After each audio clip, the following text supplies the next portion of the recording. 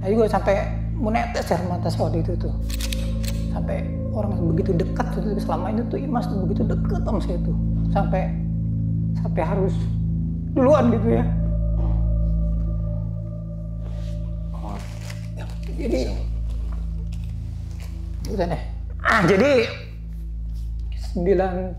saya ingat 97 itu sebenarnya memaksakan lah itu kita melakukan hiking ke sana sendiri itu ya. Seorang diri berarti? Iya. Jadi itu berangkat saya habis asar sih, habis sore itu.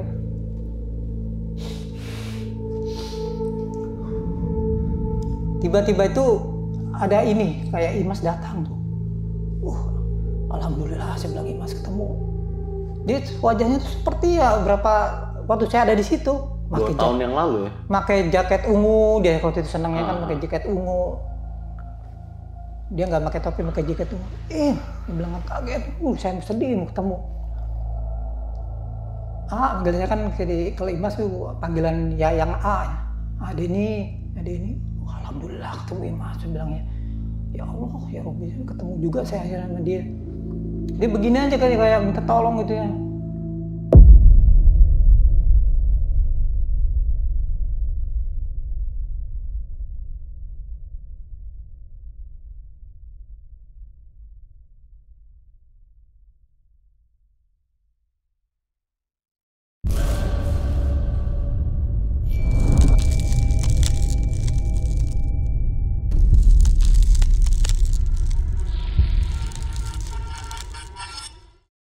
Assalamualaikum warahmatullahi wabarakatuh. Balik lagi nih Sob dengan gue Indra di Besok Pagi. Sebelumnya gue sangat berterima kasih banget buat teman-teman semua yang sudah mensupport dan menonton Besok Pagi sampai saat ini. Semoga teman-teman semua yang menonton dan menyimak video atau podcast kali ini selalu diberikan kesehatan oleh Tuhan Yang Maha Esa.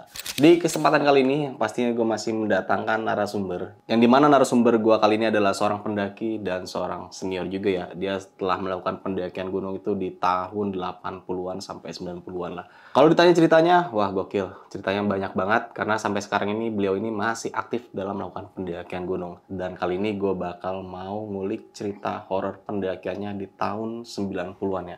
Kita langsung aja nih sapa narasumber gue kali ini. Halo, Om Denny ya? Ya.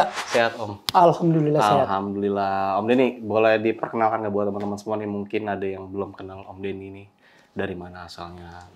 Ya, nama saya Om Denny. Biasa dipanggil Denny. Pekerjaan saya sebagai teknisi di salah satu perusahaan terkenal. Saya asli Bandung dan tinggal di Tangerang. Asli Bandung, tinggal di Tangerang. Nih, Om Denny, kita membahas tentang beberapa cerita Om Denny, khususnya dalam dunia pendakian ya. Kali ini Om Denny bakal menceritakan kisah atau cerita horornya waktu di tahun berapa dan di gunung mana tuh Om Denny? Ini cerita tahun 97. Jadi saya pada waktu itu melakukan solo hiking melalui jalur rintisan. Sebenarnya ini termasuk kalau dulu disebutnya jalur rintisan, kalau sekarang jalur ilegal. Jalur ilegal, karena memang udah nggak layak untuk didaki lagi di jalur itu ya? Sekarang sudah tidak boleh lagi. Oke, kalau boleh tahu nih, Om Denny mengalami kejadian horor apa aja sih waktu di pendakian saat itu? Kisi-kisinya ini, jadi tahun 97, kenapa saya melakukan solo hiking itu pasti ada sebab. Jadi singkatnya itu, saya kenapa solo hiking? Saya ingin bertemu Imas. Oke, Imas ini siapa tuh? Imas ini adalah salah satu perempuan yang dekat pada waktu itu sama saya. Jadi pada waktu turun dari SK, kita melalui jalur yang disebutnya Simpang Maleber. Oke. Jadi Simpang Maleber ini adalah jalur rintisan yang sangat berbahaya kalau menurut saya itu. Jadi disitulah seorang Imas harus kaku di situ. Dan beberapa tahun kemudian dia meninggal.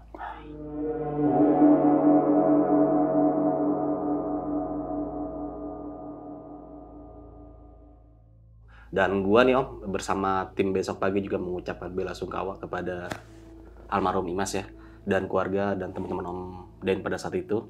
Semoga Imas ini diberikan atau ditempatkan di sisi Tuhan Yang Maha Esa ya. Amin. Amin. Oke, mungkin kita nggak usah berlama waktu lagi, dan bagi teman-teman semua jangan lupa follow Instagram kita itu di besokpagi.tv, karena di situ juga banyak banget nih informasi-informasi tentang pendakian gunung, tentang trip gunung, juga sewa rental outdoor. Jadi bagi teman-teman semua yang pengen mendaki gunung nih, nggak punya perlengkapan lengkap, kita menyediakan itu semua. Atau pengen mendaki gunung nggak punya temen, ya, biasa kan gitu tuh, nyari-nyari temen. Kita juga mengajarkan trip gunung. Langsung aja follow di Instagram kita. Dan jangan lupa juga denger kita di Spotify dengan channel Besok Pagi, podcast pendakian horor, karena di situ juga banyak banget nih episode terbaru yang pastinya epic banget. Kita mungkin gak usah berlama waktu lagi Om ya. Nah, ini gua mau menekankan lagi Om nih. Ini yakin bakal diceritain kisah ini. Oke. Siap. Mungkin kita langsung aja masuk ke ceritanya.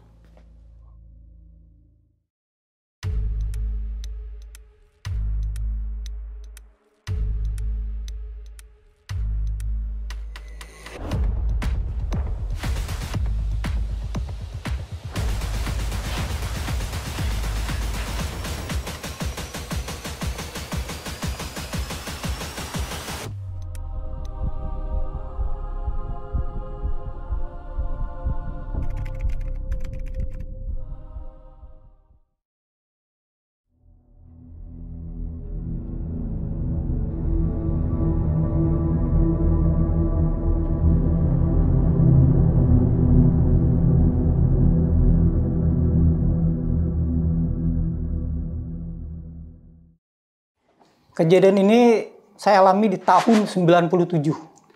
Saya melakukan solo hiking yang sebenarnya sangat berbahaya dan terlarang untuk sekelas Simpang Maleber. Simpang Maleber itu, kalau abang tahu, itu ada di Gunung Gede ya. Itu jalur rintisan kalau saya sebutnya pada masa itu. Jadi sebelum melanjutkan kisah ini, ada 4 tipe pendaki. Satu quitter. Quitter itu pendaki yang mudah menyerah. Dia seorang quitter, dia suka dengan berorganisasi, berkumpul dalam suatu wadah perkumpulan pencinta alam. Quitter. Tetapi pada saat pelaksanaan, tipe quitter ini kadang-kadang suka melemahkan karena dia mudah menyerah. Bisa aja dia tidak ikut lalu pendakian, hanya meramaikan. Bisa aja dia tunggu di base camp, yang lain ikut. Yang kedua, itu adalah camper. Camper adalah berkemah di tengah jalan. Berkemah dalam saat pendakian.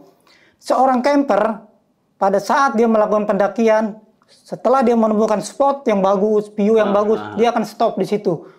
Moto orang camper itu, ngapain kita capek-capek ke atas, di sini udah spot bagus, kita buka tenda di sini, kita happy-happy di sini. Itu tipe camper.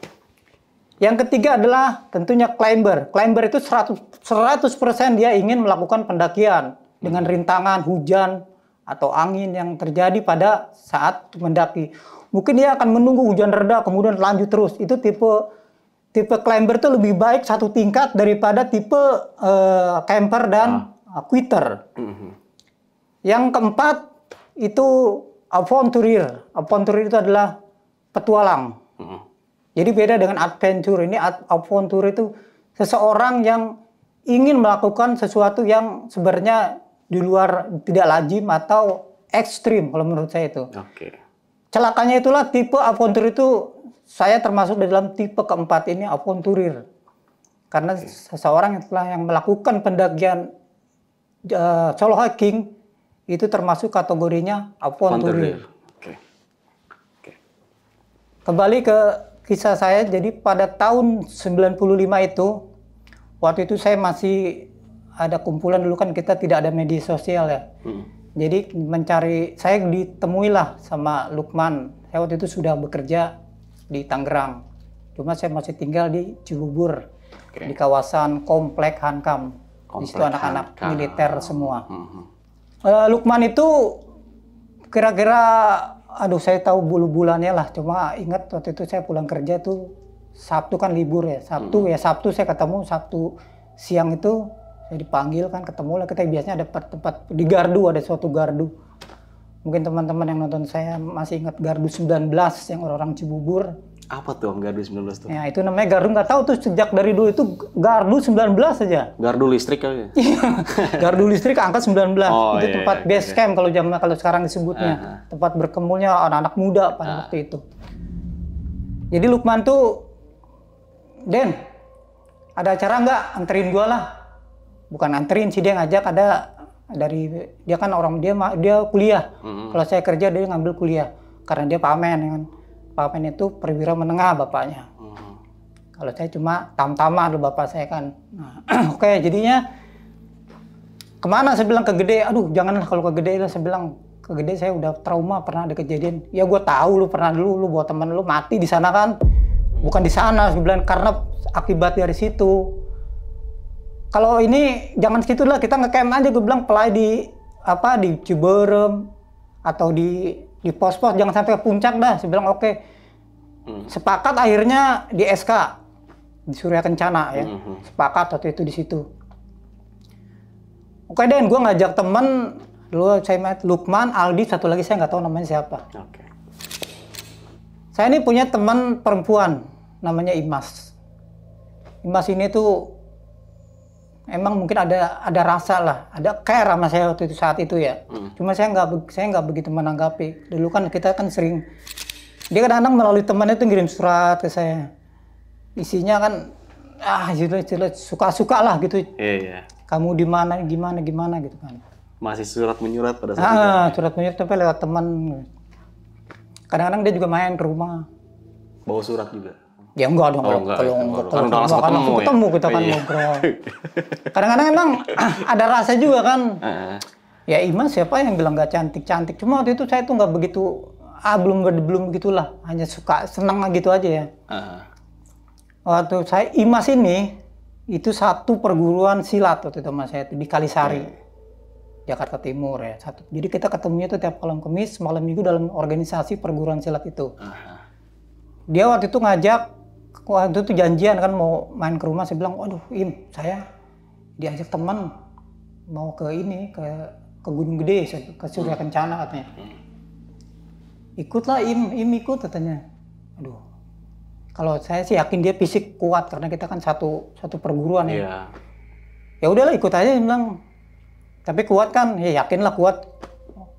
Akhirnya pada waktu yang telah ditentukan berangkatlah kita jadi 5 orang tuh ya. Saya, Lukman, Aldi, satu lagi nggak kenal namanya, lupa. Satu lagi perempuannya Imas.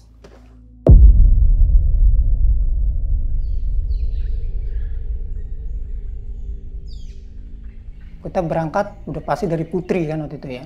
Biasa jalur. Dulu masih murah ya dulu ya, masuk tiket. Tiket itu mungkin satu kelompoknya mungkin tahun segitu 15.000 perak ya. 15.000? Satu grup. Tahun ya, 95? Iya, kurang lebih kalau nggak salah itu. Jadi dulu per kelompok. Biasa kita tiba lewat pos demi pos. Kalau ini kan orang Mapala semua ya. Jadi leadernya itu Lukman, saya sweeper. Jadi sweeper di depan kita tentunya Imas dong yang saya dampingin terus kan. Saya ini sweeper di belakang. Tujuan kita hanya satu, ke SK. Happy lah di sana, istilahnya cuma ya namanya refreshing lah. Karena Lukman itu tahu Denny ini satu frekuensi lah kalau sekarang ngomongnya ya. Satu hobi yang sama pada masa itu. Tidak ada persoalan, tidak ada masalah. Kita tahun 95 itu sampai ke SK. Biasa tenda itu bukan tenda dam waktu itu ya, masih tenda pramuka. Disebut pramuka juga enggak sih, dulu agak udah termasuk elit lah, tenda segitiga lah. Bukan tenda. Termasuk bagus lah pada saat itu, karena kan Lukman ini orang ada lah pada saat itu. Jadi semua fasilitas dia ada di dia semua deh. Dari tenda semua. Kita dulu belum ada kompor gas, nggak ada. Kita mendaki parafin loh. Parafin dan minyak tanah waktu itu. Kita pakai itu ya buat masak, buat ngopi gitu kan. Sampai kita di sana itu sore ya. Bukan sore sih, nggak sore sih, agak masih terang lah. Cuma kita kan nggak kemana-mana, cuma sampai situ. Nah, kemudian turun lah, kita mulai turun. Kita nggak lama di situ, kurang lebih sejam 2 jam. Karena dingin lah, siapa yang lama-lama mau di SK itu. Turun lah. Tetap itu saya jadi sweeper, Imas, kemudian Lukman, Aldi, dan satu lagi nggak kenal, Imas, saya jadi sweeper. Leader Lukman. Sebelum turun dari SK, Lukman bilang, kita lewat jalur ini aja biar cepet, jangan lewat kelamaan kalau lewat Putri lagi. Kita coba, pernah katanya gua sama teman gua ini melalui, ngomongnya sih nggak Simpang Maleber dulu, lewat Kebun Teh aja, kita turun lewat Kebun Teh. Ya udah man, mana aja, yang penting cepat sampai lah, kalau gua kan kerja, bilang.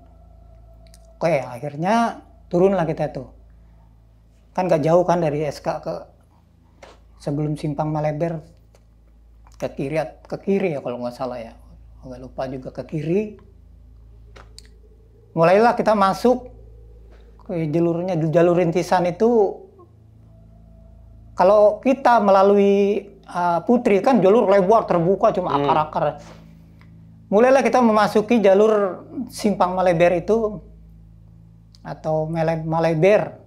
Turun kita ke bawah, mulai menyempit, banyak semak gitu kan. Beda kan, kadang-kadang kita tahun 95-an itu udah pasti kan, masih banyak akar-akar, terlalu rapat ya, betul.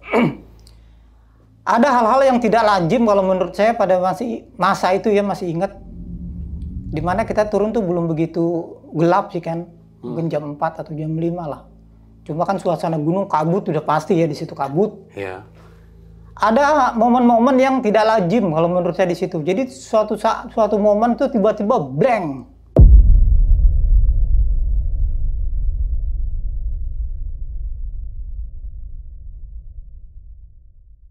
Halo sob, sebelum lanjut ke video, gue mau jawab nih salah satu pertanyaan dari subscriber ya. Bang, selain mie instan, biasanya lu bawa apa aja sih kalau lagi mendaki gunung? Nah, menjawab pertanyaan ini sebetulnya banyak ya produk makanan atau minuman yang biasa gue bawa. Tapi yang pasti ada satu produk minuman yang selalu wajib gue bawa saat pendakian gunung. Nah, minuman ini adalah Jelly Collagen. Jelly Collagen ini adalah sebuah minuman jelly rasa anggur dan lemon yang banyak mengandung kolagen dan vitamin C. Jadi minuman ini cocok banget untuk kita bantu jaga imun tubuh dan kesehatan kulit. Selain banyak kandungan manfaatnya, kemasan dari Jelly Collagen ini sangat compact banget nih untuk dibawa pergi kemana-mana. Jadi buat kalian yang penasaran dan ingin mencoba minuman ini, kalian bisa langsung beli di seluruh Indomaret yang ada di Indonesia. Gampang banget kan? Minuman kolagen tanpa diseduh, jelly aja.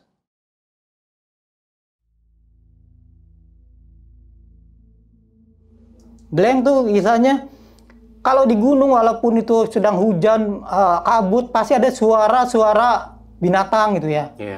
Suara burung atau suara apa, binatang-binatang hutan gitu, pasti ada. Ada momen yang tiba-tiba blank, tidak terdengar suara sama sekali, tidak terdengar. Hening gitu. Cuma karena saya posisi baru kali itu lewat jalur rintisan itu ya, kita jalan terus, cuma kok sepi sekali ya. Kira-kira terus kita turun, karena turun agak terjal juga waktu itu, pelan-pelan. Tiba-tiba Imas, Den, kok Im ngedenger suara apa? Suara kayak ini, katanya ada teriak-teriak gitu ya. Itu mungkin monyet, dia bilang, apa kerain di sini. Terus dia agak ini jalan lagi.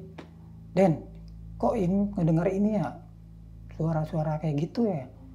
Gue nggak denger ya, gue nggak denger kok, orang sepi begini.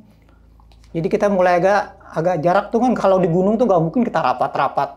Jarak semeter agak, kadang-kadang duluan si Lukman 3 meter, 4 meter, 5 meter. Selang kita melalui pohon rasamala waktu itu ya, ada pohon rasamala kiri kanan, ada suatu pohon besar di situ. Ada tempat terbuka, saya masih ingat agak turunan sedikit. Jadi Lukman, Aldi agak terpencar kan, agak duluan, kita agak belakangan. Kalau saya kan sama Imas pasti dampingin. Tiba-tiba Imas ini kaku, tegang. Jadi badan kaku tuh artinya tuh kaku aja gitu tiba-tiba. Dengar suara lenguhan ya kan. Ada dia gitu kan. Jatuhlah dia tuh gitu. Untung kan medan di situ kan tidak berbatu seperti kita lewat Cibodas atau ini, jadi tertahan lah jatuhnya tuh kan, dia kaku, terus gitu kan. Im, kenapa Im? Wah mungkin nih, saya pikir kram kakinya kan. Hei, Man, Imas, balik kan si Lukman. dia gitu, ya, mim, gitu kan. Terus si Aldi kan biasa kayak, ini kali bang, kram bang, ini coba diinin kita ini. Mulai dari kaki ya dipijit-pijit gitu kan, diiniin kasih minyak kayu putih gitu supaya ini kan.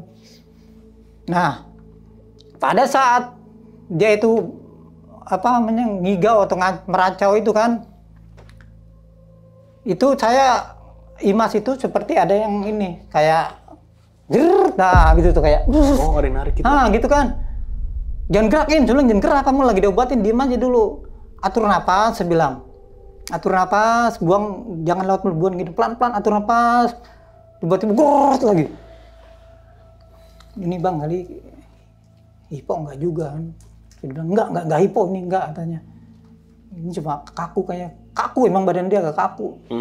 Jadi kita coba-coba pijit dengkulnya, kakinya, pundak-pundaknya. Terus akhirnya saya kan sama Imas ini satu perguruan ya. Iya. Jadi tahu kan. Jadi saya tuh waktu itu coba pegang pundaknya, saya kasih pengisian satu waktu itu dengan hawa murni gitu disebutnya. Saya punya emang pegangan itu. Jadi saya tekan gitu ya. Saya iniin, dia agak gitu. Begitu tuh dia kan.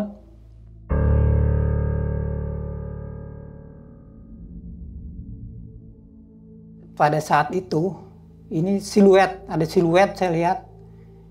Jadi saya nggak ngomong itu hantu ya, saya nggak bicara hantu, nggak berita jin. Saya hanya ngelihat siluet ada tangan atau mungkin pandangan kita pada saat jadi ada tangan, kayak tangan itu gimana ya, kayak tangan, jadi bukan tangan kayak hantu serem gitu, nggak kayak perempuan. Siluet gitu, kayak gitu kan, saya tahan kan. Saya mau orang ini katanya. Jangan, dia bilang. Jangan apa Den, ini lagi diiniin Den. Gua nggak megang cewek lu, enggak. Ini gua lagi ngurut istilahnya. Jangan. Jadi si Lukman, apa yang saya tuh maksudnya jangan tuh ke orang itu ya. Iya. Ke makhluk itu jangan. Nah, kalau si Lukman merasa jangan itu kita jangan dipegang katanya. Ini cewek gua sebenarnya nggak gitu, enggak waktu itu. Itu cukup agak lama terjadi itu ya. Akhirnya saya coba ini agak lepas tuh. Tapi suara itu terus berkali-kali, saya mau orang ini katanya. Kok suara perempuan apa nih? Kamu ngomong apa? Saya bilang. Terus dia selang berapa lama udah sedikit agak pulih gitu kan. Udah dibaca dikasih airnya di mukanya di sini. Nah, mulai dia tuh agak sedikit kok kata dia. Nah, dia kan kok pada ngumpul gini katanya. Loh, dia berarti nggak sadar? Ya nggak sadar mungkin. Kok pada ngumpul gini ya? Udah bangun lagi. Atur napas, kamu pakai pengisian satu, saya bilang. Kita kan satu ini, udah ya, konsen, fokus, saya bilang.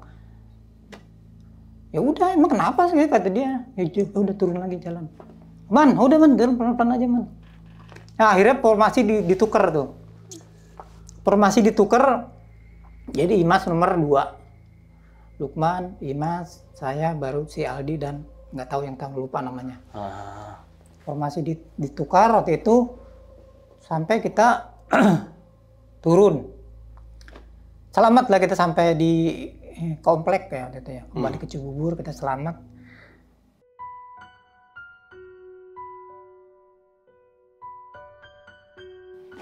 Karena usia pada saat itu kan kita butuh pekerjaan mungkin, jadi kita lost kontak kalau kata sekarang ya, lost kontak. Imas kemana, Lukman kemana, saya kembali kerja. Jadi kita nggak ada komunikasi. Jalanin aktivitas masing-masing. Iya, jalanin aktivitas masing-masing. Hingga pada setahun kemudian, itu tanpa sengaja, lagi saya di komplek, saya mau ke Pondok Ranggon. Itu kalau kita tahu ada angkot dari Cibubur, Pondok Ranggon itu angkotnya merah kan. Per 14 kalau nggak, berapa lupa lah itu, udah lama nggak ke sana. Ketemu saya sama Imas di situ. Den, dia manggilan. Saya waktu itu sama keponakan tuh, mau ke Pondok Ranggon ya. Ketemu, Imas, dia kan ngajuin salaman kita ya, salaman. Mau kemana Im? Ke Gas Alam kata dia, Cimanggis katanya. Mukanya, Bang, saya sedih gitu. Mau nangis dia tuh. Kamu kenapa? Iya nih. Mau kemana di sekolah Mbak? Belum. Mau ke ini ke mamang saya di Pondok Ranggon. Kamu kemana Im? Saya mau ke Cimanggis. Itu tangan tuh gak dilepas deh. Saya berat gitu tinggalinnya ya. Akhirnya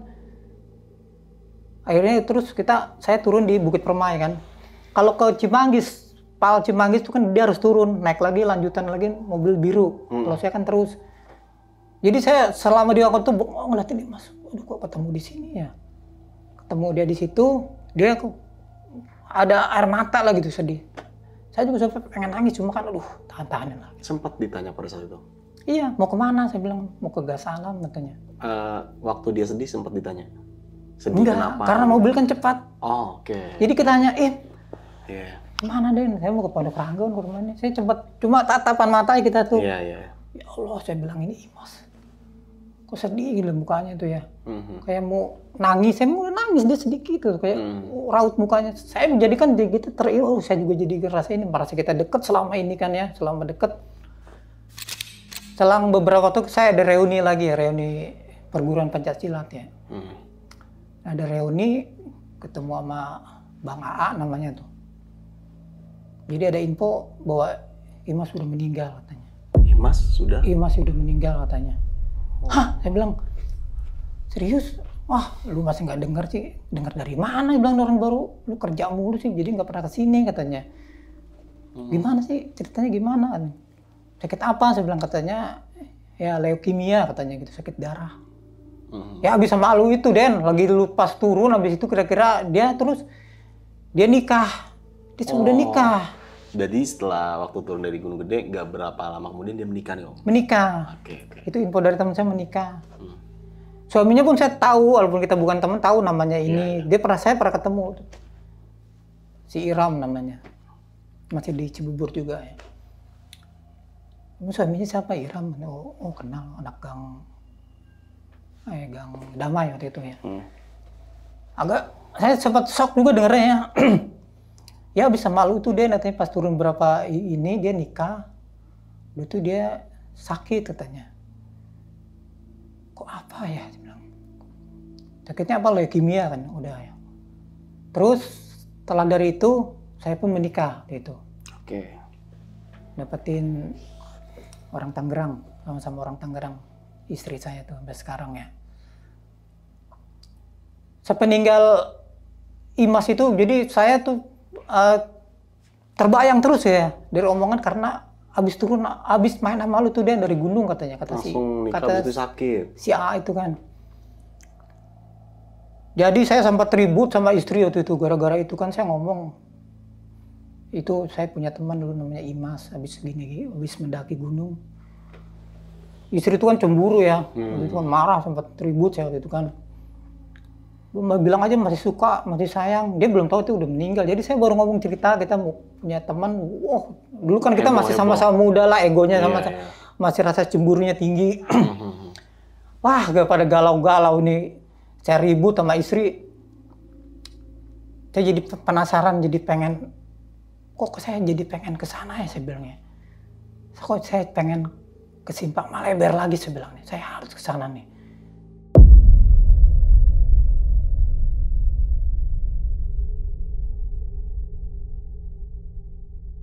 Akhirnya tahun 97. Oke. Tahun 97 saya memaksakan diri lah itu ya.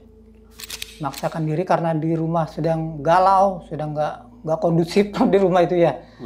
Sama istri. Jadi saya bilang saya mau ke Cianjur, saya bilang mau ke perguruan silat. Dengan alasan waktu itu ada ujian kenaikan tingkat, padahal nggak ada. Naik gunung tuh. Iya. Jadi saya mampirlah ke pusatnya itulah ada perguruan di Cijedil tempatnya ya. Nah saya di situ kan saya dulu emang di situ pusatnya saya langsung ketemu sama masih ada si emak itu tuh yang gurunya itu kan dia ada sepasang suami istri lah. Nah si emaknya itu saya cerita kalau ini Imas sudah nggak ada mak. Saya sekarang mau nenangin pikiran. kirimin aja doa, kata si emak itu, kirimin doa, kirimin ini, dan katanya jangan terlalu dipikirin yang udah nggak ada, yang nggak ada. Tapi mak, saya pengen sekali mak, dia tuh infonya, ini sih tahu bener tahu nggak, katanya dia pas waktu saya dari Gunung Gede mak, pas turun ke Maleber, dia jatuh di situ, katanya setelah dari situ dia sakit, terus meninggal. Jadi saya tuh pengen mak, gini mak, saya doain saya aja, saya mau ke sana. Saya mau ngobrol mak sama Imas, saya mau ketemu sama Imas di situ. Astagfirullah, istighfar, katanya. Iya saya mau ketemu. Ramalan apa atau mantra apa yang saya bisa mau ketemu dia, katanya. Akhirnya seperti biasa kan. Ya udah, katanya nanti diantar sama ada mamang ojek, katanya di situ kan. Jadi saya dikasih kayak air gelas begini nih kan. Iya. Ya kita biasa seperti dulu di mantra-mantra dia lah, kita diusap mata di iniin ya. Yo mama tinggal doakan bae ya den, mana rek ka gunung kayak diantarkan ku eta, katanya ku mamang ojek. Artinya nanti dia ngedoain. Saya minta restunya aja mak, dia bilang. Di pokoknya cing hade di jalan kudu mun manggih jeung nu aneh-aneh antepkeun bae cenah, ulah maksudnya jangan kalau ketemu yang aneh-aneh didimin aja, nggak usah ditegor, nggak usah culang-cileng tuh katanya ya, nggak usah ngeliat kiri kanan, nggak usah katanya. Fokus aja katanya. Nanti katanya sampai di sana, kalau bahasa Indonesia, kalau sampai di sana kirimnya doa-doa cenah, ngirimin doa biar dia selamat di jalannya katanya, kirimin Al-Fatihah buat almarhumah Imas katanya, sambil dia juga agak rada sedih gitu ya. Saya juga sampai menetes air mata waktu itu tuh, sampai orang begitu dekat tuh, selama ini tuh Imas tuh begitu dekat sama saya tuh, sampai harus duluan gitu ya. Jadi udah deh. Jadi saya ingat 97 itu sebenarnya memaksakan lah itu kita melakukan hiking ke sana sendiri itu ya. Seorang diri berarti? Iya. Jadi itu berangkat saya habis asar sih, habis sore itu.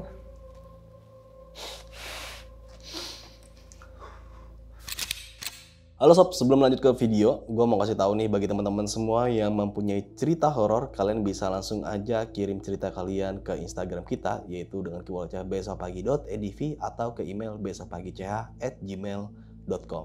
Tunggu apa lagi? Langsung aja kirim cerita kalian segera. Jadi setelah asar, jadi mama itu nyuruh, kayaknya diantarkan ke mamang ojek yang nggak tahu namanya, diantar lah. Dia juga nggak tahu mau diantar kemana. Manggilnya kemana ya, Jana? Kemana? Bari kemana diantar nak? Ke kebun teh Maleber. Lumayan tebih ya teman. Ya udahlah, ntar tahu jalannya. Terus akhirnya kita jalan lah berangkat. Itu habis asar ya.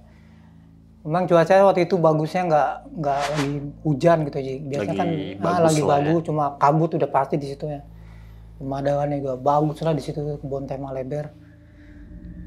Di sepanjang jalan tuh, itu balik kemana aja? Mau kemana nih Pak? Udah terus Mang, nanti ketemu rumah petani Mang. Di pos perbatasan dari kebun teh itu nanti ada rumah petani. Nanti di situ ada pohon-pohon honje, ada pohon-pohon rasa mala lah. Eta mah tuh ke gunung cenah. Iya emang ke gunung. Loh, kalau bahasa Cianjur, loh. Kaget gitu ya. Beneran ini mau ke sini katanya. Ini tuh simpang Maleber katanya.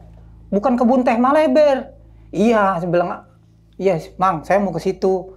Terus akhirnya kan tukang ojek tadi mau berhenti itu tuh.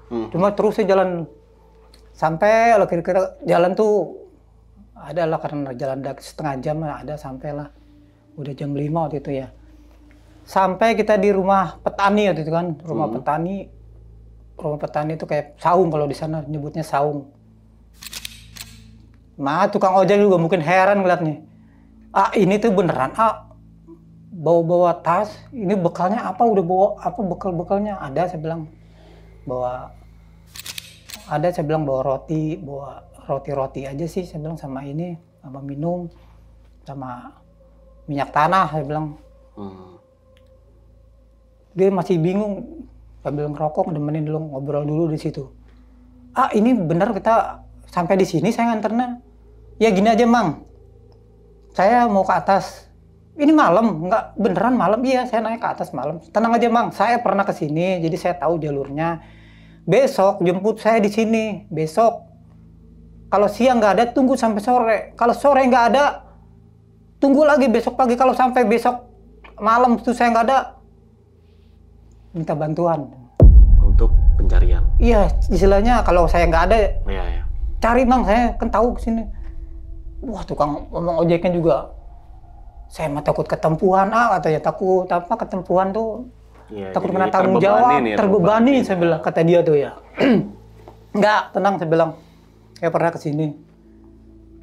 Terus mungkin dia, udah waktu itu, udah, Mang, sampai sini lah diantar.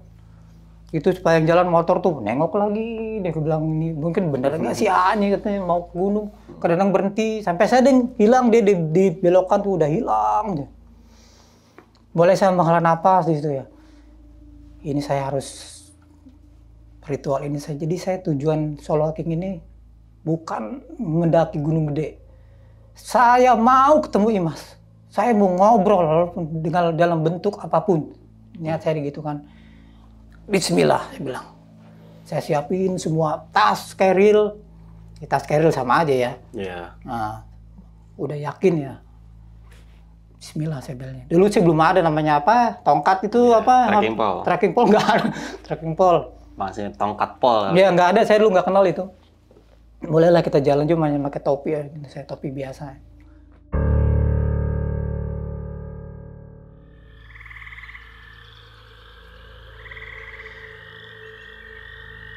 Mulai masuki waktu maghrib. Kalau saya dulu nggak kenal waktu maghrib ada hantu keluar atau apa keluar, saya tuh nggak kenal itu. Saya lihat ya, Imas, saya mau ketemu kamu. Dalam hati itu kan banyak jalan kita tuh. Terus kita berjalan melewati banyak di situ tuh pohon honje, udah lewat pohon honje, rasa mala, biasa khas gunung, itu kan apa namanya yang pohon-pohon yang menjalar itu tuh. Kira-kira waktu itu cuaca bagus, saya bilang. Mungkin selepas Isya sampailah kita di suatu punggungan, disebutnya punggungan. Ada punggungan, saya masih ingat di mana Imas jatuh waktu itu. Itu mungkin sekitar 2 undakan atau 3 undakan lagi, saya masih ingat. Karena jalurnya tuh 2 tahun memang sempat agak rapat, cuma saya ingat. Yeah. Dulu saya nggak punya namanya headlamp tuh, nggak ada headlamp ya. Jadi hanya senter batang, senter batang. Jadi saya pakai itu. Nah ini di tengah perjalanan. Saya tidak ingin perjalanan saya ini ada yang tahu. Saya nggak boleh ketawa. Nggak boleh ada yang tahu, saya ingin sendiri gitu ya. Kita terus berjalan ya. Terengah-engah lah waktu itu ya di samping. Galau, mikirin di rumah. Berantem sama istri, mikirin saya nih. Hati itu nggak keruan waktu itu ya. Nggak tenang, tapi saya fokus, saya mau ketemu Imas. Walaupun dalam bentuk apapun, saya bilang nih. Saya kangen sama kamu Imas, sepanjang jalan itu. Tolong temuin saya bilang. Kamu kenapa? Saya bilang kan. Setelah kira-kira terus berjalan, di situ saya ngeliat ada kayak nyala, bukan obor ya, apa orang bakar api unggun gitu ya. Iya. Wah kacau, saya bilang nih ada orang kayaknya nih, apa orang camping atau penduduk nyari apa, tapi nggak mungkin lah di jalur sini ada orang sih, ngapain malam-malam lagi ya. Saya nggak boleh ketahuan ini, sini sendiri deh, bahaya saya bilang. Tapi jalur cuma satu-satunya sempit, pasti lewat situ juga. Waduh, pakai apa ya? Pelan-pelan lah akhirnya. Masih ada sinar. Waktu itu bagusnya bulan Temaram ya, bulan purnama walaupun nggak pun, tapi Temaram masih ada. Wah, matiin aja dah. Pelan-pelan. Jadi saya tuh istilahnya nginjak kaki per kaki itu jangan sampai ada suara dah. Pelan-pelan supaya dia itu nggak ngelihat. Setelah mulai mendekat, di situ saya ngeliat ada sebuah tenda. Tendanya tuh bukan tenda zaman sekarang, tenda biru putih lah. Iya. Kayak bukan tenda lah kalau itu kayak tukang bubur lah kalau zaman dulu itu. Tenda itu. Waduh, ada orang. Tapi ngadepnya lagi ngadep sana, jadi membelakangi dia tuh ya. Kadang-kadang apinya tuh dia masukin, kalau bahasa Sunda tuh suluh. Suluh tuh dimasukin ke kertas, kelihatan kan api seret gitu ya. Seret nih. Aduh, kelihatan aja pelan aja istilahnya dalam bahasa dan berjingkat-jingkatnya pelan ya. Pas kira-kira tuh emang ada celah terbuka lah tuh, ada spot gitu. Hanya mungkin 3 meter atau 4 meter dia munggungin saya di sini ya. Udah pelan gitu gitu ya. Selewat kira-kira 2 langkah. Mau kemana katanya? Waduh, ini petugas dalam hati. Petugas jaga wana nih. Aduh, kacau. Enggak, Bang, saya mau lewat aja, Bang. Saya tahu kamu mau kemana. Saya tahu kamu mau kemana. 2 kali dia ngomong. Terus saya diem. Ya, Bang, mohon maaf, mau lewat. Bisa nggak ya? Sini dulu, kata dia kan. Waduh, petugas. Udah bikin saya, petugas jaga wana. Habis deh udah nih. Tapi dalam hati kok, ngapain? Nggak mungkin lah dalam hati gitu ya. Saya akhirnya deketin. Dia masih posisinya tuh melipat lutut ya. Melipat lutut, api unggun, ngadepnya ke sana. Pakaiannya ya pakaian biasa lah. Cuma kelihatan gitu kan. Rambutnya sedang lah, nggak gondrong ke atas. Pakai jaket hijau, hijau tua ya, mesti ingat ya. Melipat lutut, dia menghadap api unggun itu. Saya tahu kamu mau kemana, saya diem aja. Ya Bang, saya mau refreshing, saya bilang di sini. Bukan. Jadi ngomong tuh, kenapa berulang kali. Bukan.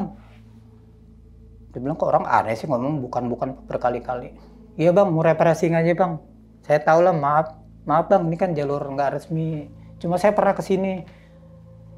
Saya anggota Mapala, saya bohongin gitu kan. Wah, ketawa dia kan. Saya tahu maksud kamu ke sini, saya tahu. Kok ini orang ngomong apa sih?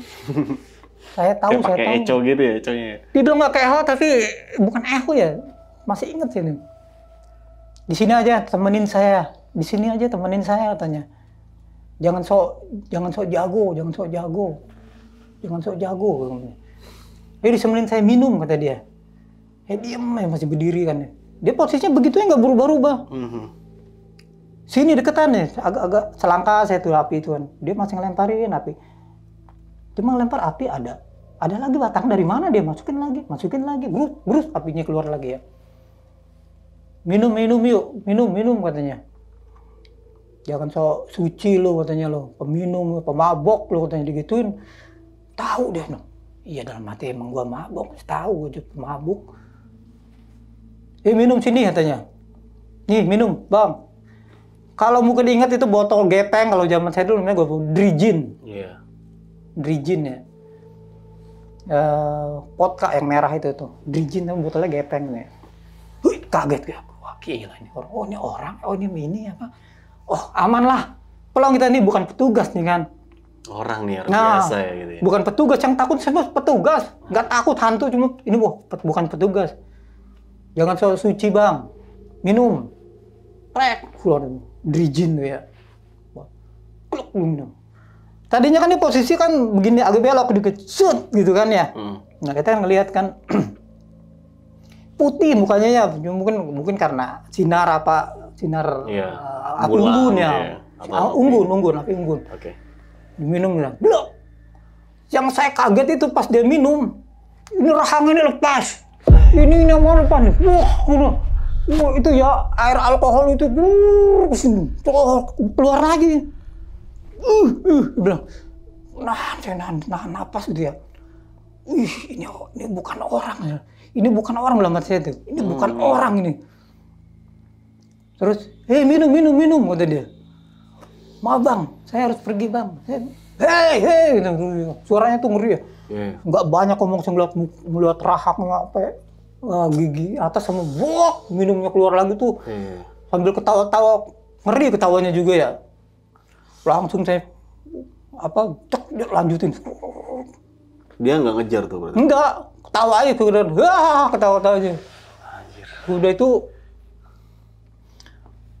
saya ingetin dan pantesan si Mak Guru ngomong ke saya jangan nembalan, pun ayah ngomong ulah nembalan tuh itu jangan ngejawab, diem. Kita kan udah coba diem kan, cuma dia kok tahu ya tujuan kita tahu, siapa kita tahu, kita tukang minum dia tahu kalau kon jelek kita, bahaya saya bilang nih. Terus jalannya, walaupun maksa ini tahu sendiri kan jalur ilegal Simpang Maleber itu seperti apa? Bukan seperti kita masuk Cibodas, masuk ke Gunung Putri, lebar bisa lari-larian. Nggak bisa kita lari di situ. Perlu tenaga juga kan. Kalau gini tuh banyak pohon-pohon ranting tiarap seperti militer kan. Lompatin ini perlu waktu kan. Udah babak belur saat itu kan. Udah nggak usah habis, udah takut. Itu siapa? Saya bilang tuh. Ngeri benar ya orang. Terus agak sedikit tenang tuh saya tuh.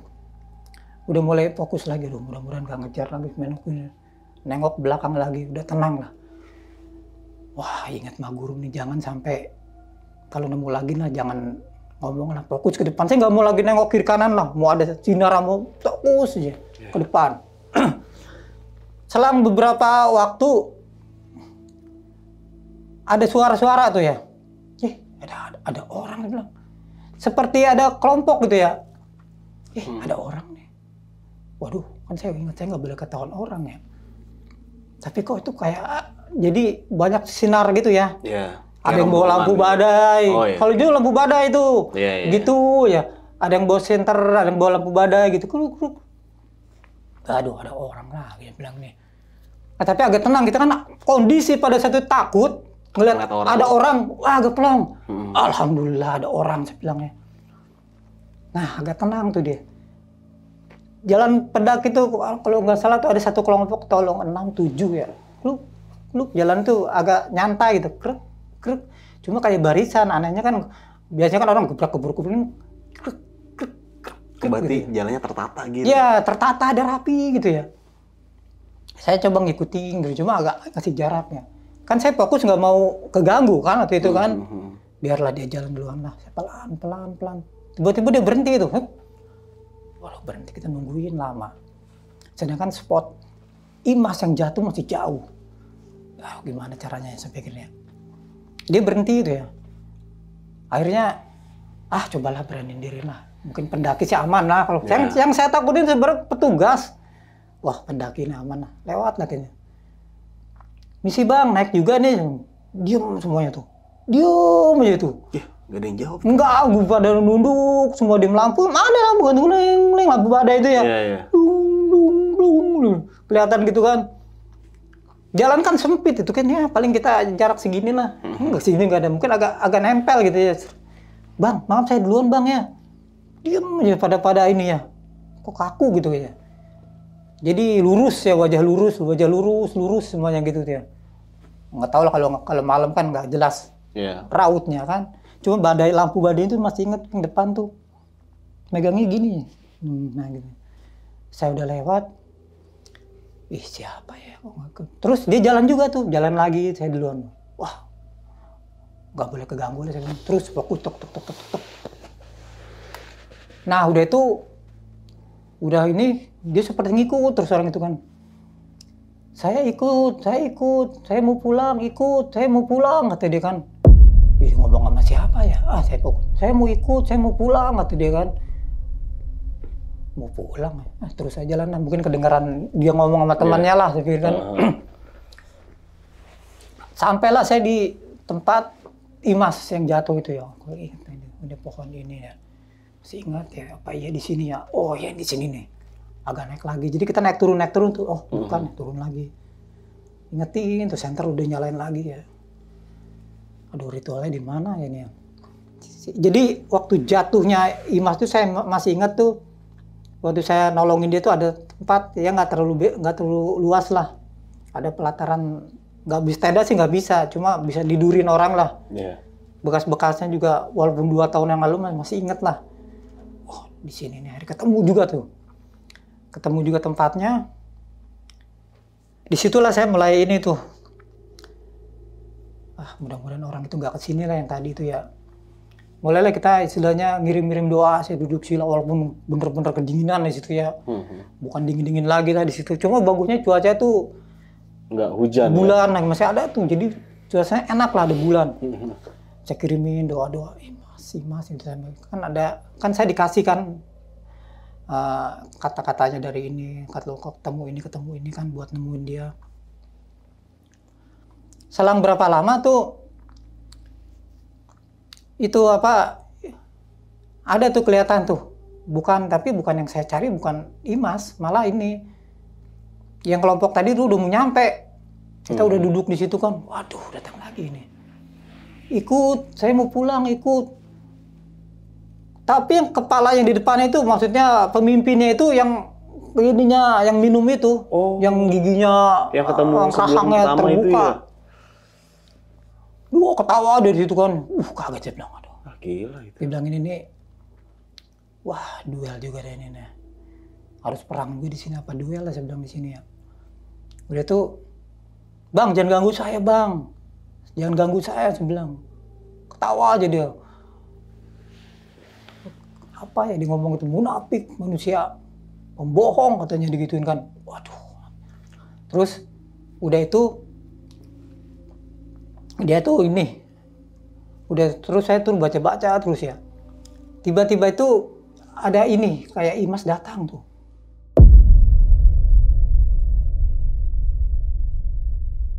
dia wajahnya tuh seperti ya berapa waktu saya ada di situ, 2 tahun yang lalu ya, pakai jaket ungu, dia waktu itu senangnya kan pakai jaket ungu, dia nggak pakai topi, pakai jaket ungu. Dia bilang kaget, saya sedih mau ketemu. Manggilnya kan kalau Imas tuh panggilan ya yang A ya. Ada ini. Alhamdulillah ketemu Imas, saya bilangnya. Ya Allah, ya Robbi, ketemu juga saya akhirnya sama dia. Dia begini aja kayak minta tolong gitu ya. Ayo kita pulang katanya. Ya kita pulang Im. Ayo kita pulang Im, saya bilang. Mari kita pulang, saya bilang. Saya deketin gini bang. Tahu-tahu udah mau dekat, kita udah pegang ini bang. Itu berubah langsung tangan tuh jadi berubah.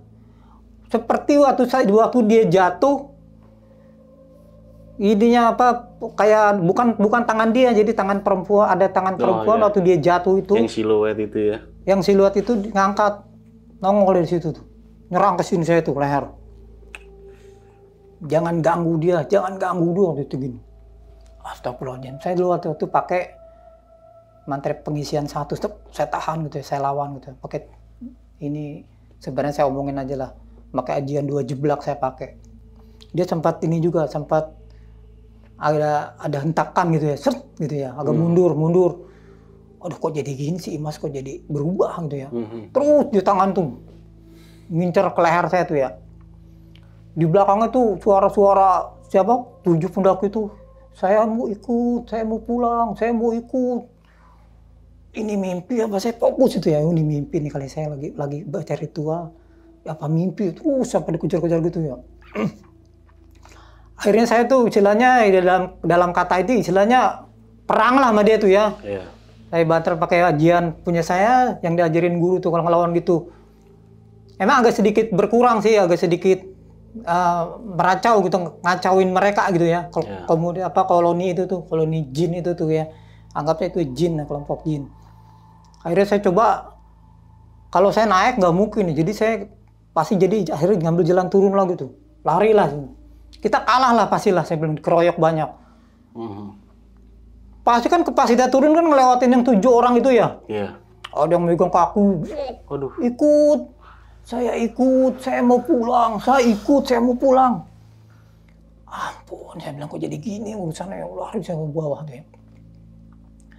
Sampai kita kehabisan napas di situ ya, kira-kira selang berapa waktu, akhirnya saya juga nggak kuat, jatuh saat itu tuh. Jatuh ya pasrah lah. Istilahnya memang kalah lah mungkin lawan makhluk beginian nih. Terus lama-lama kita tuh blank kan. Entah pingsan atau apalah, saya sengaja blank lah itu udah nggak tahu. Udah tiba-tiba blank. Sadar-sadar saya tuh ada di situ udah siang lah itu ya. Badan pada sakit, saya bangun tuh ya. Badan pada sakit itu tuh. Jadi Di mana? Di mana? Saya sadar tuh kan. Udah siang waktu itu, udah bukan pagi sih, udah siang lah.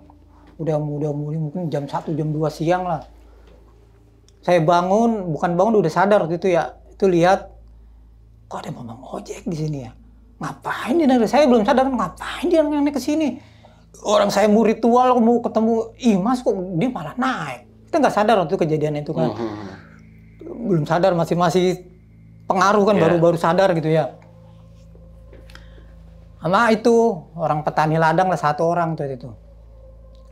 Sehat, tenan naon. Bang, saya di mana nih, Bang? Turun. Jangan cerita dia, turun. Papa, saya mulai turun tuh kan. Kata saya juga apa, jangan ke sini katanya. Terus yang petani itu juga cengar-cengir aja. Emang di mana? Iya, saya nganterin si ini kemarin tuh suruh Ma Guru. Udah saya bilangin itu jalur angker, banyak yang mati dulu juga di sini, ada yang nggak ketemu katanya. Pendaki-pendaki itu suka hilang di sini. Ini si maksa kemarin tuh saya nganter katanya. Jadi saya merasa ketanggung-jawaban katanya. Saya juga akhirnya turun ya, masih blank waktu itu ya. Ampun. Sampai di bawah tuh, kembali ke rumah pondok saung itu ya. Minum lagi, dikasih minum agak tenang, dikasih ya mungkin ini agak tenang ya. Bang, yang ngejar saya kemana Bang ya? Udah katanya jangan ini ya. Di sini mah udah nggak aneh dikejar-kejar gituan mah itu. Ada katanya, kata petani juga. Iya katanya jangan terlalu ini katanya dipikirin dah. Namanya juga di gunung katanya tempat begini. Akhirnya saya turun lah kembali ke ini, diantar kan. Masih dalam tanda tanya itu kan. Semalam saya ngapain ya? Apa benar itu kita perang sama setan atau jin ya? Sampailah kembali ke ini saya kan. Ke Ma Guru tuh di Cijedil. Iya. Nah sampai di situ dinasehatin lah kita ya. Udah nggak usah ini katanya, yang udah Imas udah nggak ada, yang udah meninggal udah katanya. Ini mungkin udah takdirnya, bukan karena kamu, gara-gara kamu ngajak, enggak. Jadi hasil diagnosanya kan dia leukemia kan waktu itu ya. Cuma kan bagi saya kan kehilangan Imas tuh pada saat saya terakhir ketemu di angkot itu, tuh saya kok jadi bener-bener sedihnya di situ, sukanya, cintanya tuh kok timbul di situ tuh. Mungkin dia nangis tuh karena dia udah nikah waktu itu ya.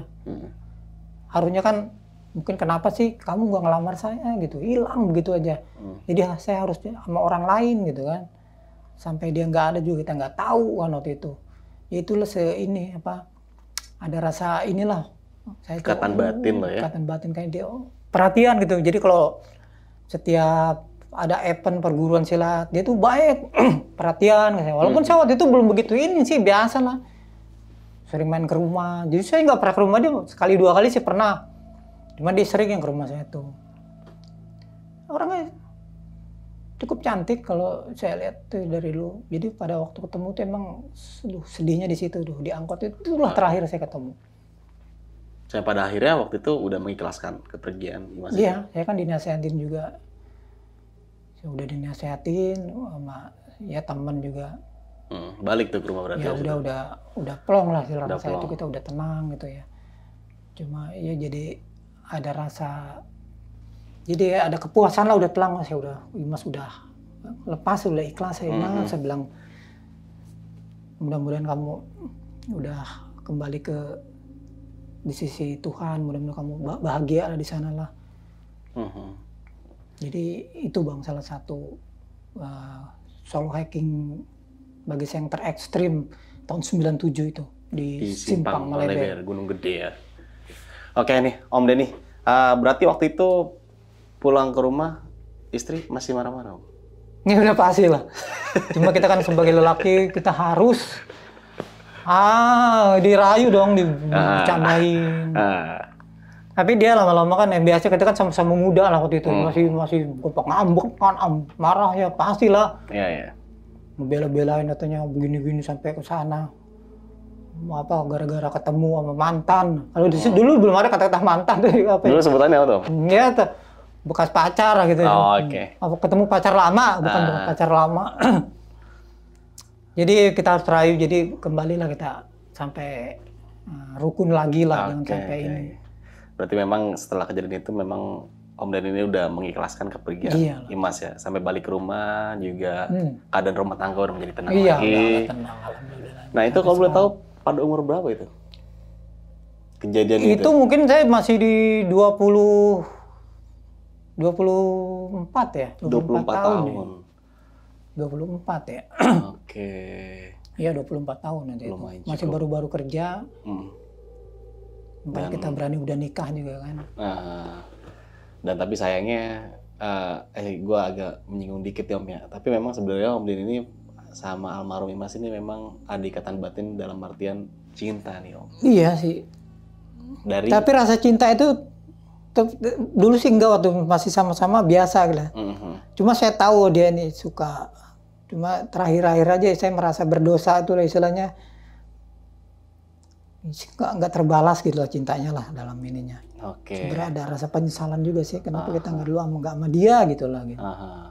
Oke, kita balik lagi nih Om Den ke cerita pendakian Gunung Gede Simpang Maleber tahun 1995-1997. Dan ini menjadikan salah satu pendakian yang menurut Om Den ini sangat ekstrim dan sangat membekas. Sangat horor. Ya. Horor juga ya. Ini gila juga sih dari akhir cerita itu sampai solo hiking. Kata beberapa sosok jin yang mungkin tadi mungkin teman-teman sudah mendengarkannya. Tapi di sini gue mau mempertanyakan sesuatu nih Om Den nih. Pada saat turun dari Simpang Maleber nih, ketika keadaan Imas waktu itu cedera, kan akhirnya memutuskan untuk turun tuh. Ya. Waktu turun itu melalui jalur, apakah mengalami kendala lain kah atau memang udah fun-fun aja sampai akhirnya balik ke rumah gitu? Karena jadi, mungkin tadi tahun 95 itu terputus ya waktu cerita Om Den itu. Jadi setelah Imas kaku di situ, jadi saya sebutnya kaku, tiba-tiba mematung lah dia jatuhnya, mematung, badan kaku, terkapar dari situ. Kita coba dengan pertolongan pertama supaya dia nggak terlalu, yang ditakutkan hipotermia kan sangat dingin kan di situ itu. Jadi setelah kita tuh memang agak sedikit di bawah tuh jadi agak pendiam deh. Jadi banyak diam, si Imas tuh waktu turun apa mungkin pengaruh sakit ya. Jadi kita biasa lewat Simpang Maleber itu melalui kebun teh lagi, jadi aman-aman aja sih sampai kita ke rumah. Sampai ke rumah aman-aman aja. Nah itu gimana menanggapi sosok Lukman ini yang bicara tadi lewat kebun teh, padahal itu Simpang Maleber. Otomatis kan Om Den dan beberapa teman-teman yang lain yang nggak tahu Simpang Maleber itu agak kecewa atau mungkin ayo udahlah jalanin aja. Enggak, kalau kita dulu saya ini termasuk tipe yang tipe avanturir juga. Oke, lebih suka tantangan yang ekstrim. Avanturir saya suka, itu sebenarnya jalur rintisan. Itu saya suka sekali dia ngajak ke situ. Jadi saya tuh kecil udah bete sama jalur-jalur kayak biasa umum, jalur yang biasa dilalui, jalur wisata ya. Saya suka avanturir seperti itu. Jadi ada beberapa tempat yang saya suka seperti jalur Sarongge. Jalur Simpang Maleber, jalur Gekbrong, Pos Abah dari Cisarua. Itu saya sangat suka jalur-jalur ilegal. Walaupun dengan resiko tinggi, kita tertangkap dengan ada hukuman kan kalau sekarang. Pasti. Cuma saya ada beberapa kali memang kita melakukan itu walaupun bukan solo hiking ya. Hanya 2 atau 3 orang kita ketemu dari Cihelang, turun Cisarua, sampai ke lembah Sungai Cisukabirus. Nah itu saya udah pernah melalui situ. Dan memang sukanya di... Saya suka jalur-jalur legal, jalur rintisan-rintisan itu saya suka. Oke, kita membahas tentang avanturer nih, Om Den nih. Ya, menanggapi dari tadi kesukaan Om Den nih, melewati jalur-jalur legal otomatis mempunyai beberapa persiapan yang matang mungkin dong ya? Ya udah, pasti itu. Dan kayak Om Den ini mempunyai beberapa, misalkan terjadi sesuatu yang miss dalam pendakian di jalur legal itu, udah siap menanggung resikonya kayak gitu? Jadi kita walaupun pendaki ilegal ya, apa solo hiking, itu kita harus menguasai kompas.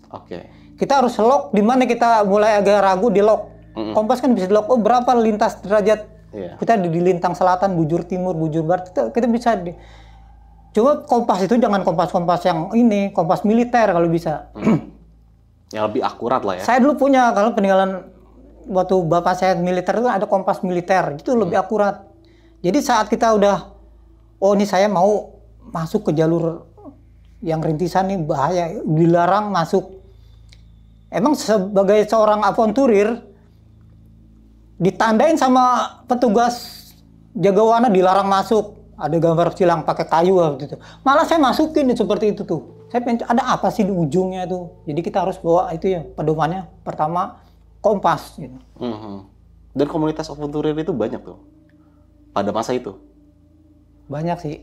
Itu kan salah satunya si saya terinspirasi dengan Herman Lantang. Herman Lantang itu yang saya kenal itu kan dia suka melalui jalur-jalur yang tidak resmi. Walaupun beberapa orang yang begitu jejak Herman Lantang itu ada yang mati. Jalur Cihelang coba. Berapa orang yang harus kehilangan nyawa oleh jalur Cihelang? Herman Lantang itu melalui jalur Cihelang, Pasir Datar, tembus-tembusnya Cisarua. Walaupun itu sebenarnya jalur dulu sih nggak jalur ilegal, siapa aja boleh lah. Ya, istilahnya kamu sanggup situ ya mati ya nggak dicari. Iya. Makanya kan banyak pendaki-pendaki pada saat tahun 89 aja, pada saat hilangnya Surya Ibrahim Dompa ya namanya, Dompas, Surya Ibrahim Dompas namanya, tahun 89. Survivor dicari hampir sebulan lebih. Nggak ketemu. Malah yang ketemu jenazah lain. Itu ada beritanya. Itu kan bukti bahwa jalur orang-orang yang bertipe avanturir seperti saya itu beresiko tinggi. Mati hilang. Nggak mungkin ketemu. Bukannya ketemu ya, semua jadi kerangka. Iya, karena nggak didata juga. Nggak ada datanya. Bener. Dia nggak laporan ke keluarganya, dia nggak ngelaporan ke teman, tahu-tahu mendaki aja. Itu banyak kejadian itu. Jadi itulah salah satu resiko sebenarnya.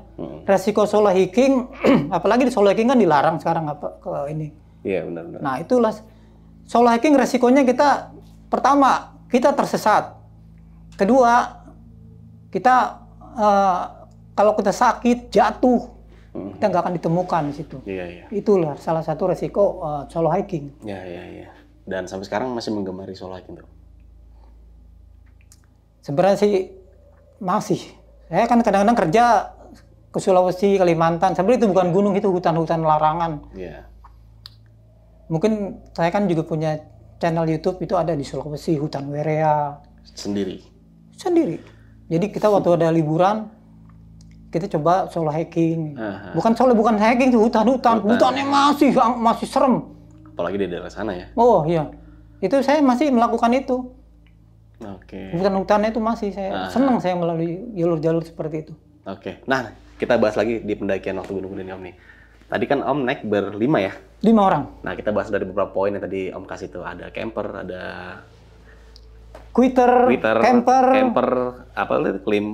Climber sama avanturir. Nah, ini tipe-tipe di pendakian kelompok Om ini masuknya ke tipe mana? Kalau Lukman ini, dia kenapa ngajak saya? Karena saya tipe orang yang cowboy loh. Berani ngambil resiko. Karena mungkin dia tahu kejadian saya dulu tuh tahun waktu sekolah kita masuki disebutnya jalur goib lah itu ya. Waktu saya tersesat di sebelum antara kandang batu tiba-tiba nongolnya di tanjakan setan itu, jadi tahu dia. Makanya dia ngajak, ayolah. Jadi Lukman ini tipe sama mas saya tipe avanturir. Suka melakukan petualangan-petualangan yang sebenarnya tidak lazim sebenarnya dilakukan. Oke, berarti memang Lukman ini satu tipe sama. Tipe avanturir itu namanya. Nah, oke, tadi sudah terjawab. Kalau tipe Om ini waktu pendakian adalah tipe yang tadi sudah dijelaskan, dan kita balik lagi ke sosok Imas nih. Nah, Imas ini sudah tidak bertemu selama 2 tahun berarti Om ya? Iya. Terakhir ketemu waktu di angkot itu ya? Iya, itu di sini. Dan itu baru tahu kabar Imas sudah menikah itu di perguruan itu ada reuni waktu itu kumpul, jadi kita latihan, biasanya ada latihan bareng. Itu juga nggak ada SMS kan, nggak ada apa waktu itu kan, jadi hanya insting perasaan saya mau ke perguruan lah. Nah, ketemu di situ kan malam Kamis. Nanti kita kumpul lagi malam Minggu banyakan. Nah, di situlah saya ketemu namanya Bang Aas. Si Imas sudah nggak ada, meninggal sakit. Jadi saya bener-bener nggak bisa ngomong. Jadi orang-orang ada latihan bersama, saya enggak waktu itu. Saya diem aja di situ, jadi lesu gitu lah. Iya. Sampai akhirnya kita melakukan, saya ingin ketemu aja sama dia itu, jadi saya sampai solo hiking. Wah itu gila sih sampai segitunya Om ya. Tapi menyadari kalau nggak bakal mungkin ketemu pada saat itu atau mungkin saya ingin ketemu aja kalau bentuk apapun. Ya bener sempat, alhamdulillah sempat ketemu. Iya. Wajah dia ada di situ. Saya mau peluk dia, saya mau rangkul dia, saya mau gimana lah gitu. Saking rindunya selama itu kan. Dengan wajah dia yang kayaknya itu memelas minta tolong gitu. Nah, saya berubah itu kan jadi perempuan yang agak Jin lah ya. gitu lah, ngeri. Nah sorry Om, ini agak sensitif pertanyaan saya nih, tapi gue pengen buat nanya. Memang Om Den ini sudah menguasai beberapa ilmu tentang hal-hal yang gaib gitu ya, termasuk tadi sudah kayak perang sama jin dalam cerita Om Den. Ya karena kita perguruan silat sih olah kanuragan sih sebenarnya itu, olah kanuragan. Jadi kita main teknik pernapasan itu. Sebenarnya semua orang bisa melakukan itu kan. Seperti kalau ada orang kesurupan, kita hanya pegang tangannya itu gemeter, kita dari pusat di perut ini disalurkan. Itu pernah dipraktekin sih itu, kalau ini panas, jadi yang kesurupan tuh kita pegang ini panas dia. Oh gitu ya. Panas ada, gitu ya. Ada pelajarannya atau ada materinya. pelajarannya. Ya? Oke, makanya Om Den ini pada saat Imas waktu kaku itu bisa berinteraksi sama hal-hal seperti itu. Iya, itu siluet, lihat tangan yang narik dia itu. Oke. Mungkin itu aja kali Om Den ya. Sebelum kita mengakhiri cerita, Om Den punya pesan-pesan nggak buat teman-teman semua yang menonton video atau cerita kisah dari Om Den ini pada pendakian Gunung Gede tahun 1995-1997 tentang Imas. Silakan Om. Ya jadi seperti yang pertama saya jelaskan tadi, ada tipe 4 pendaki ya. Itu menurut versi sih, banyak sih sebenarnya. Jangan melakukan tipe nomor 4 atau aventurir. Lakukanlah 1, 2, 3 tak aman lah. Mau pakai tipe quitter, climber, camper itu masih bagus daripada kita melakukan solo hiking atau aventurir dengan jalur-jalur yang tidak resmi. Itu sangat berbahaya. Itu aja. Oke. Kalau saya mungkin tipe camper aja kali Om ya. Lebih aman, camper, gitaran, nyanyi ya. Nggak sempat bagus, udah camping sini aja deh. Camping. Oke. Terima kasih banyak nih Om Den atas kehadirannya, sudah mau berbagi kisah di Besok Pagi. Semoga teman-teman semua apa yang tadi sudah dijelaskan di awal video, semoga bisa mengambil sisi baiknya dan bisa menjadikan pelajaran bagi kita semua. Saksikan terus video-video berikutnya dari Besok Pagi. Dari gue Indra, kurang lebih maaf. Wassalamualaikum warahmatullahi wabarakatuh.